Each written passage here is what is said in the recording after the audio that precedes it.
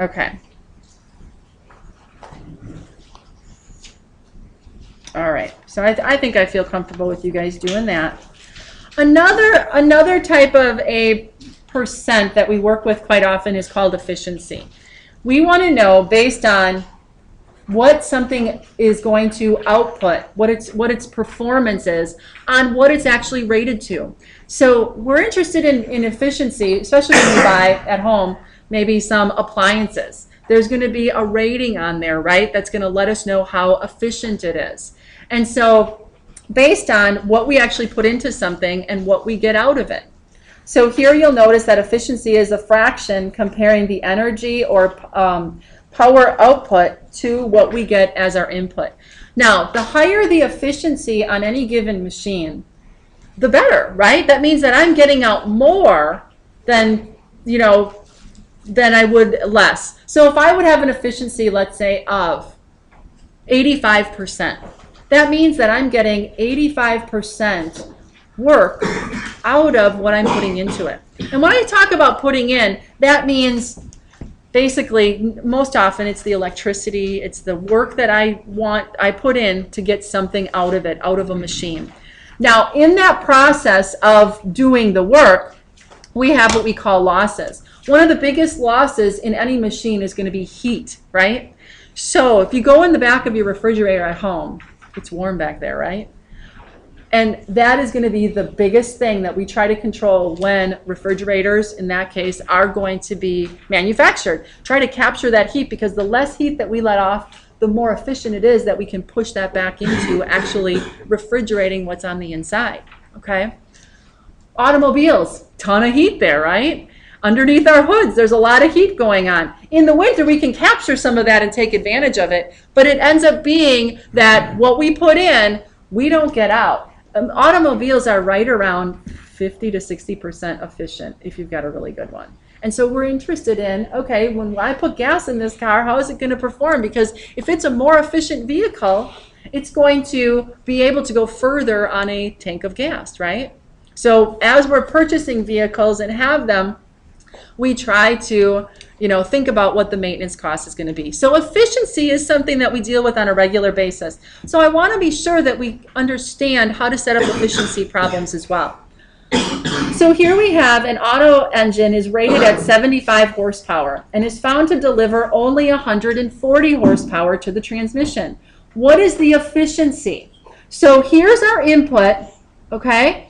And here's our output. Our output would always go on top. What we get out of something. What is the end result? And then the input is going to be what we actually put in. So in this case, on top is going to be the 140, and on the bottom is going to be the 175.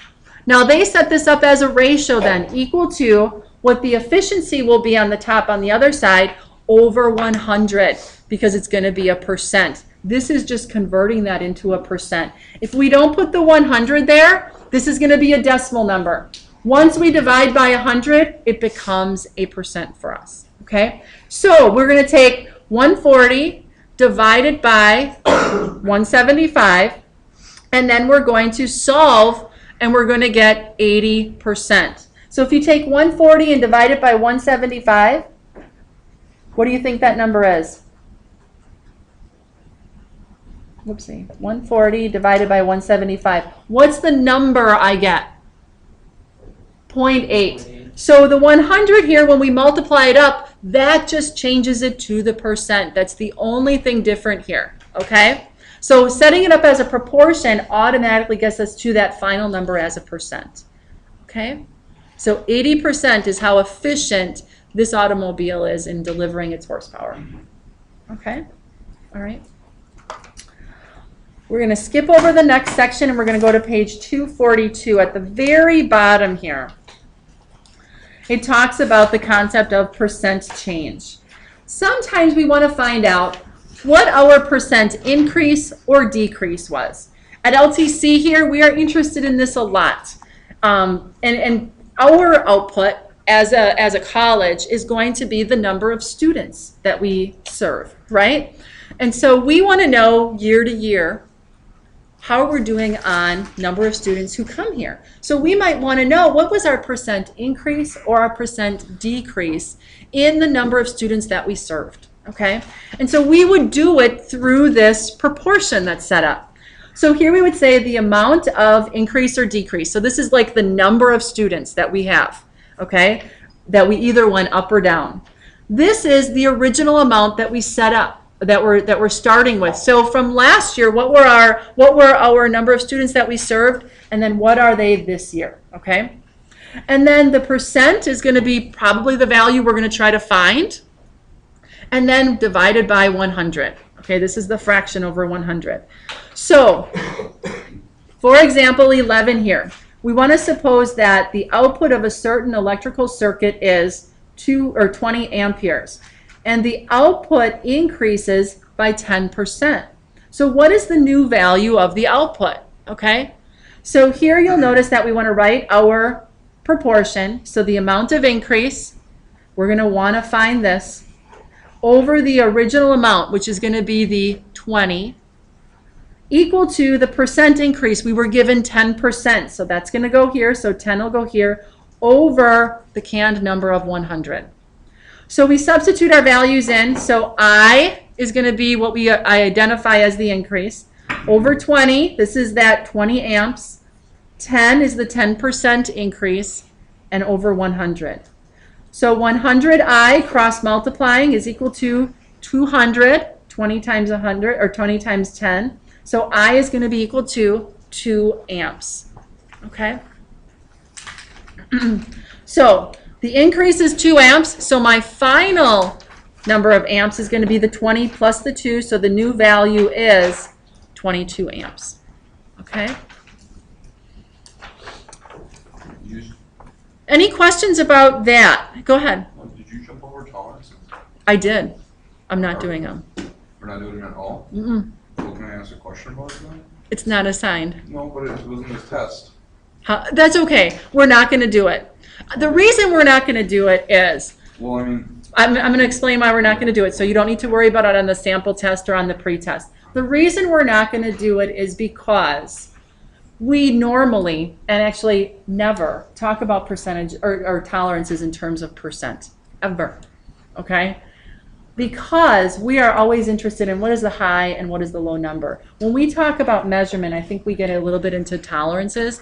We're usually talking about a target. What's the high and what's the low? So we're not gonna worry about these tolerances as a percent. can I ask the question anyways, just so I know? I'd like to keep moving along because I want to get to our homework. I'll take it after if you want to know about it. But does that make sense? I just want to spend class time on the stuff that I have assigned. Okay.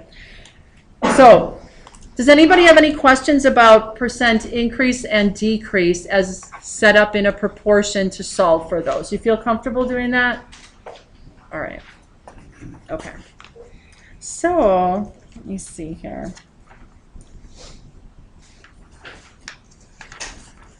Just kind of checking. Okay. So that leaves us really to the end of the chapter, the sections that I want you to be responsible for. And so what I want to do is I want to go through and give you an idea for each one of the sections of the homework that's assigned, which is problem set number 4, okay, on the ratios, proportions, and percentages, that each one of the sections that assigned, I want you to know exactly what's expected so that you have what you need to get the full amount of points. So for the first part here, you'll notice that number 1 is assigned as one of the homework problems. So you want to complete the table here. So here you're going to notice that we have a diameter of a pulley, diameter of pulley A, pulley B, and then the proportion of the ratio. Okay? So all you need to do here is final answer for the missing portions. Okay? So you don't have to do the work for these. You can put them right in. Okay? There'll be opportunities to do it in other places. Same thing for number 2 here as well, okay? If you did do the work, it's fine. It's always, it's better to have more than not enough, all right? The bottom ones here, though, as we start section letter B, you're assigned all 6 of these problems. Here I do want to see the work, the proportion, the cross multiplying. For example, so if we do number 1 here,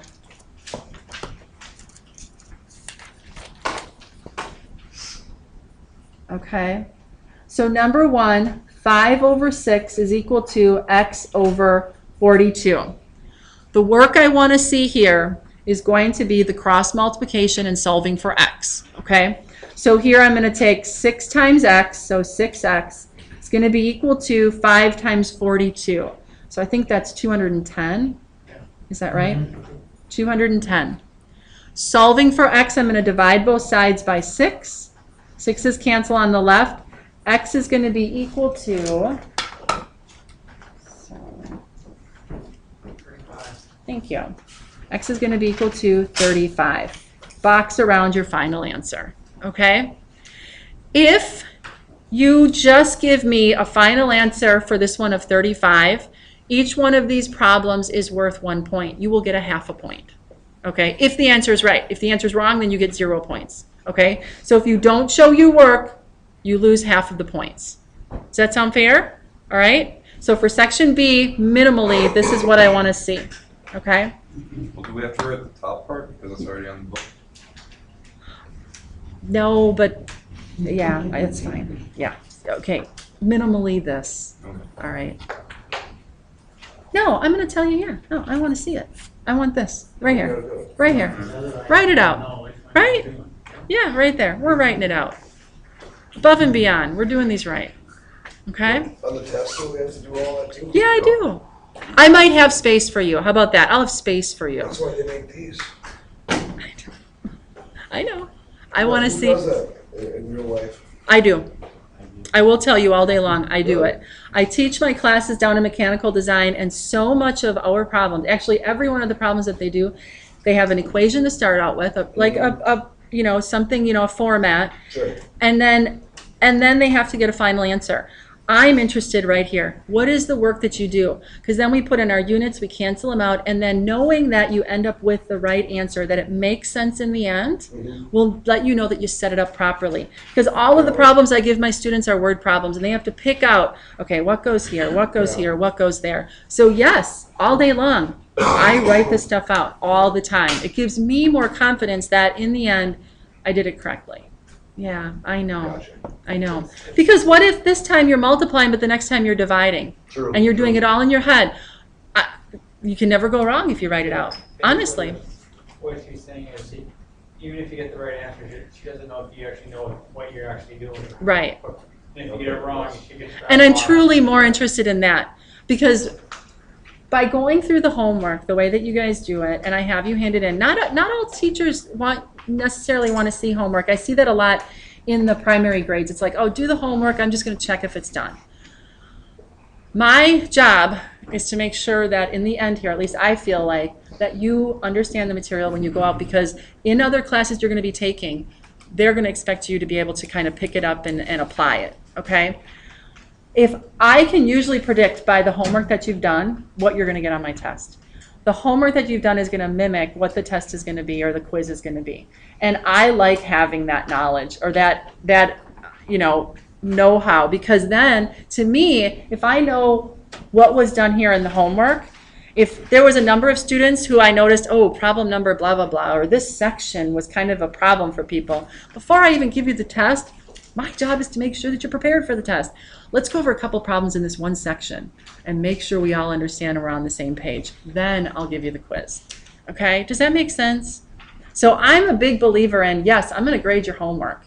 I don't want it just to be something that you kind of get to or do or you practice on. I want you to put your best foot forward. So I want to know right here before next week when we take our quiz, can you do this? All right? Okay. So that's my preaching. Sorry. No. So I do want you to write that. Let's look at the next section. So this is for section B.